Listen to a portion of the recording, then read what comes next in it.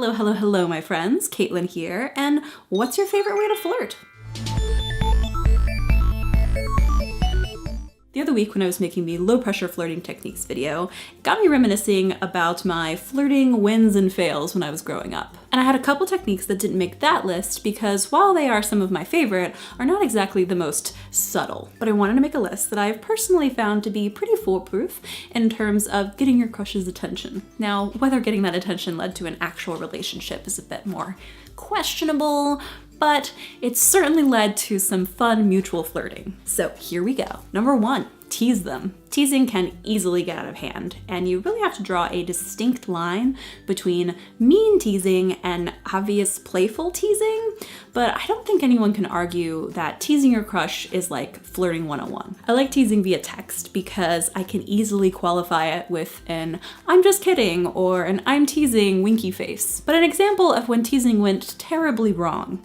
I have a friend who had a crush on me when we were in high school, and he would mercilessly tease me. And then one day he took the teasing to a new level and pulled a chair out from under me in front of the whole class, and I fell on the floor and I cried because I am clumsy and I was not going to realize that there wasn't a chair under me in time to save myself. This story has a happy ending only because he realized he was going about it all the wrong way, and he came and apologized, and it ended up sparking a really good friendship between us that is still going strong 12 years later. So just make sure that it's something that you would naturally do and that it's obvious that it's teasing and that you don't hurt anyone's feelings or bruise their tailbone. Number 2, offer them some food. Feeding people has always been one of my go-to ways of flirting. Taking the time to bake someone their favorite cookie or just to make sure that they're not in danger of being hangry is just the way that I show I care, I guess. My favorite over-the-top example of this is from high school when I made all the guys that I had crushes on these elaborately handmade candy baskets for Christmas. It had peppermint bark and chocolate-covered marshmallow snowmen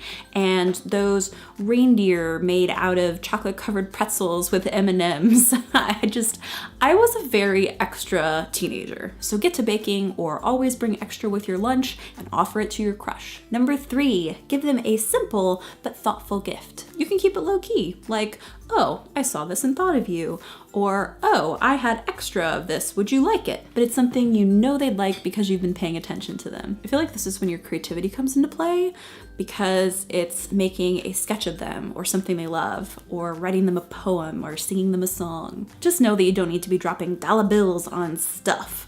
Something small, maybe. Like I was known for loving pandas in high school, and this guy bought me a little panda children's book that he bought at his little brother's book fair. So it cost him like under $10, relatively minimal, but it was his way of saying, "Hey, I think about you outside of school, and I wanted to get you something that I knew you'd like to let you know that I think about you," basically. Number 4, steal their hat, jacket, piece of clothing, etc., and playfully wear it. This is usually really fun to do if you're a girl because wearing a guy's oversized hoodie is like the greatest achievement as a teenager, especially because of all the implications if he lets you keep it for a little while.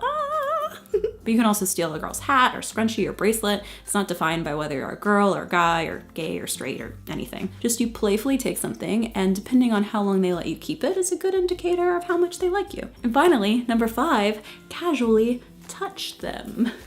This is like lightly touching their arm when talking, or putting a hand on their shoulder in greeting, or playfully laying your head on their shoulder. It's probably the most scary of these 5 ways to flirt, but you just have to think of how you physically interact with your friends, and then think of your crush as your friend. An example for me is that I am notorious for asking my crush to come and lay on the ground or the floor with me so that I can like casually lean my head against them. I don't know why. I am weird, I guess. But I've also had 2 different guys casually touch my arm and then the bottom of my shoe before kissing me. Again, I'm not sure why, but I do think that gentle, innocent touches that test personal boundaries in a safe way is okay. Just remember that if they react negatively or pull away or say, "Please don't touch me," then don't touch them again. It might not even necessarily mean that they don't like you, but everyone has different physical boundaries, and sometimes we learn them the hard way,